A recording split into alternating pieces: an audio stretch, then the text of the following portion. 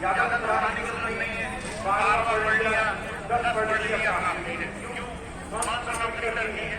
रोटी बाड़ी करनी है, खाना बनाना है, घर साफ करना है। ये सोच करके माता पिता बच्चों को पढ़ाना नहीं, एक समय तक आगे बढ़ा के नहीं पढ़ाते। मैं हमेशा एक बात कहता हूँ, आपने अपने बच्चों को ये नहीं पढ़ाया, आपने सिर्फ ये अपने बच्चों को नहीं बेटी ऐसे घर में लगा करानी, इसका सदार आपके सदार से मेल नहीं खाता होगा। आपने देखा आपने सारा जीवन बच्चों को शाकाहारी रखा, वो मांस नहीं खाते हैं, वो किसी मांसाहारी को के पास भी नहीं बैठते हैं। अब फिर जब शादी का नंबर आया तो आपने 2 मिनट देवी की जल्दी नहीं करी, आपने बस ये देखा जमीन कितनी है, जायदाद कितनी है, पैसा कितना होगा, आगे पैसे से फिर नहीं चलते, हर तब चलते हैं जब भाव संस्कार मेल बनाता है। इसीलिए मैं हमेशा आपसे एक ही अनुरोध करना चाहता हूँ, और हमारी संगत जितनी है इस बात को गांठ बांध ले, हमारी बच्चियों को योग्य बनाना है, इतना पढ़ाइए कि कल को लोग कहें कि भाई ये हमारे घर की लक्ष्मी बने, ये हमारे घर का वो सच में घर को रोशन करने वाली बने। पर आपकी चिंता का ये विषय नहीं होना चाहिए कि 12वीं के बाद कई भाइयों को ऐसे 18वें साल में बच्ची लगती तभी से रिश्ता ढूंढना शुरू कर देते हैं कि रिश्ता मिल जाए। और उसके बाद आजकल आप समाज में क्या हो रहा देख ही रहे हैं, चारों तरफ 6 महीने शादियां नहीं टिक रही, 6 महीने में लोगों के घर में लड़ाई मच रही है। जो कहता था कि मैं शराब नहीं पीता हूं, जैसे ही शादी हुई तो दूसरे दिन पता है वो शराब भी पी रहा है, मांस भी खा रहा है, माँ बाप को भी मार रहा है। तो इन चीजों पर थोड़ा सा समय खर्च कीजिए। अगर आपको अपने बच्चों का, अपनी बेटियों का विवाह करना है, मैं ये नहीं कहता कि आप ढूंढिए मत, पर थोड़ा सा समय खर्च कीजिए और थोड़ा गौर से, थोड़ा गंभीरता से देखिए। जिन घरों में हमारी बेटियां जाएंगी वो सुखी रहेंगी कि नहीं रहेंगी, वो वहां पर उस घर में उस घर को अपना बना पाएंगी कि नहीं बना पाएंगी, उस घर में वो संस्कार है कि नहीं है, वो घर हमारा घर बन पाएगा कि नहीं बन पाएगा, वो घर हमारे इस बहुत बड़े मानवता के रास्ते पर जुड़ पाएगा कि नहीं जुड़ पाएगा। बस ये मत सोचो 18 हो गई तो शादी हो जानी चाहिए। अभी बहन जी आई, कहने लगी लोग ताला मारते हैं। मैंने कहा यही लोग तुम्हारे घर में अनाज भी लाते होंगे, यही लोग तुम्हारे घर में रोटी भी पकाते होंगे, यही लोग तुम्हारे दुख दर्द में इलाज भी कराते होंगे, ऐसा ही है ना? तो कहने लगे भैया जी ऐसा तो नहीं है, ये लोग इलाज नहीं कराते, सिर्फ ताना मारते हैं। मैंने कहा जब तुम अपने दुख दर्द में उस ईश्वर के भरोसे रहे, जब अपनी परेशानी में तुमने खुद मेहनत मजदूरी करी, जब अपनी तकलीफ में तुमने खुद परिश्रम किया, तो आज उन लोगों की चिंता तुम्हें क्यों करनी है जो सिर्फ तुम्हें ताना मार के बताना चाहते हैं कि तुम कम हो, तुम पूरे नहीं हो, तुम योग्य नहीं हो। तुम्हारी बेटियों की शादी अगर 22 साल में नहीं हुई, 23 साल में नहीं हुई तो बहुत गलत हो गया। मैं आपको आश्वासन दिलाना चाहता हूँ, अगर बेटियों की शादी योग्य घर में हो तो वो योग्य घर आपको मिल जाए तो उस वर्ग के समान है। और अगर ना हो, बेटियां पढ़ लिख जाए, अपने पैरों पर खड़े हो जाए, वो आगे चल करके देश को सही दिशा में ले जाए। अगर उनको योग्य वर्ग ना मिले और आप उस पर बोझ न बनो, उस पर जोर न डालो, तो हमारे लिए ये कोई दुख का कारण नहीं होगा, हमारे लिए गर्व का विषय होगा कि हमारी बेटियां भी बेटों की तरह हैं। तो मैं आप सभी भाई बहनों को एक ही बात कहना चाहता हूँ, आप तौर से अपने गाँव के भाई बहन, अपने भाइयों को लोगों के दबाव में नहीं आना। लोग आपको कहें अरे 24 साल हो गई बेटी घर में है, तो अपने घर में है ना, अपनी जो घर में है, किसी पढ़ाई के घर में है क्या? अपने घर में इलाज कर रही है, दूसरे के घर में जाकर के कम से कम ऐसे कामों में लिप्त नहीं है जहाँ से दुख पड़े। तो मैं आपको बहुत कहना चाहता हूँ, कम से कम इस बात हाँ, सेवा का बिल्ला कहाँ है आपका? अरे बिल्ला उनको अच्छी से अच्छी पढ़ाई करें। खुशी की बात यह है हमारे देश में एक जो नहीं, ये सेवा में थी, सेवा में तो ध्यान मना करना।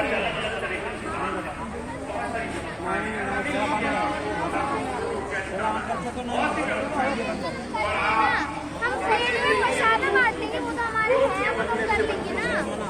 सत्संग करते हैं।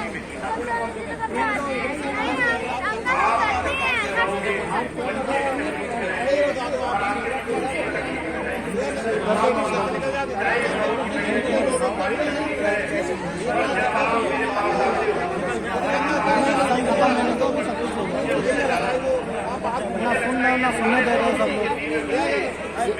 उधर आए तो अरे सामने इधर सामने रोक दिया, कोई नहीं रोकता, जाने दो इन्हें। अरे सेवा जाने दो, अरे नहीं उधर लंबा सेवा है तो जाता है ना। अगर तुम्हारे घर और तुम ये कहो कि हम क्या करें, तो तुमने अपना नाम नहीं लिखा, तुमने गुरु जी का नाम भी पढ़े। तुमने कहा गुरु जी ने यही सिखाया कि अगर कोई हमें शराब पी करके हमारे घर को उपद्रव करे तो हम क्या करें, तो बेचारे लाचार हैं, हम क्या कर सकते हैं। मैंने आपको ऐसा दुर्बल नहीं बनाया, मैंने आपको ऐसा कमजोर नहीं बनाया। अगर आप ऐसी चीजों से हारने लग गए तो मेरी लाइफ बहुत मुश्किल हो जाएगी, मेरा स्वामी जी का मिशन बहुत मुश्किल है। तो आपको सशक्त बनना है। और मैं एक चीज कहता हूँ, संसार में समाज में कुरीतियों से लड़ने के लिए हमें क्या करना पड़ेगा। मैं अपनी माताओं बहनों को कहता हूँ, उधर जा सकते हैं, आ नहीं सकते, आ नहीं सकते, आप निकल जाओ, साइड में निकल जाते हैं।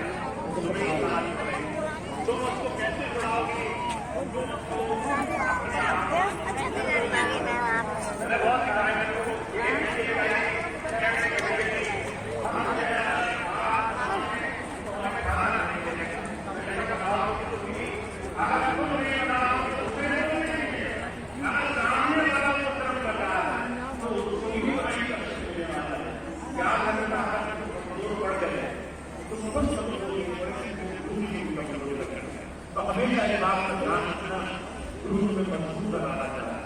समाज में बुराई से हम तभी कर सकते हैं जब हम मजबूत होंगे, जब हम सशक्त होंगे, जब हम अपने आप को अच्छे से अच्छी शिक्षा गुरु के साथ जीवन में सही दिशा में ले जाने के प्रयास।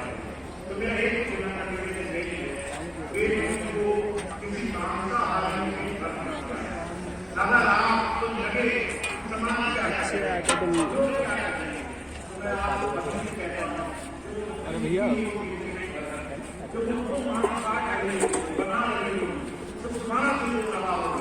तुम घर बैठे कह रहे हो कि मैं इस बच्ची को मैंने सारा जीवन सही आदत किया।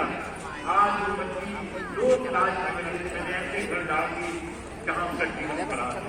तो एक बात का ध्यान रखना, अगर शादियां करनी है तो थोड़ा सा और समय, थोड़ा सा फर्क करो। शराब, नशा, मांस, ये तमाम व्याधियों में फंसा हुआ परिवार हमेशा आपको कहीं न कहीं आपके संकट के संसार दूर ले जाएगा।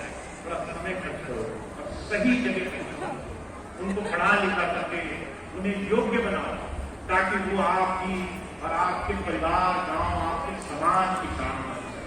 तो ये तो मेरा बड़ा विशेष अनुरोध है आपसे। जब भी किसी बेटी, किसी भाई बहन, किसी घर में तकलीफ होगी तो आप समझ लीजिए आपसे ज्यादा मुझे तकलीफ होगी।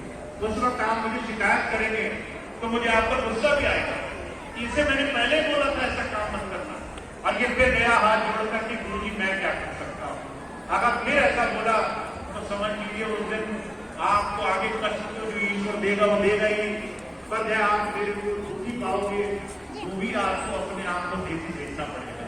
तो हमें अपनी जिम्मेदारी समझनी पड़ेगी। अपने बच्चों को योग्य बनाना है, उन्हें शराब, नशा, बुरी आदतों से छुड़ाने के लिए यत्न करना है, उन्हें सही दिशा में ले जाना है ताकि जीवन सार्थक बन सके। तो स्वामी जी की थोड़ी सी बात की आज मैंने आपकी सेवा में रखी। आप सबका बहुत बहुत धन्यवाद।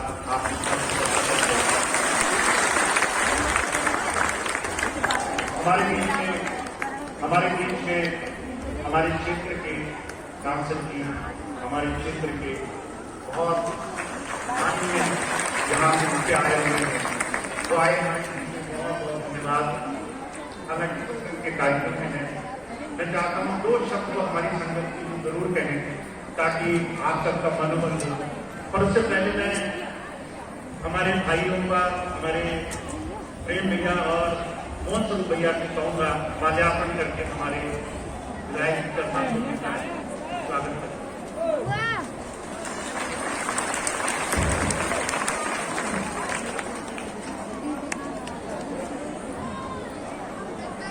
हमारी संस्था के दिव्यानंद योग साधना समिति के पदाधिकारी माननीय सांसद जी का स्वागत करते हुए जोरदार तालियों से स्वागत करेंगे। माननीय सांसद जी हमारे बरेली क्षेत्र लोकसभा के सांसद हैं छत्रपाल गंगवाल जी।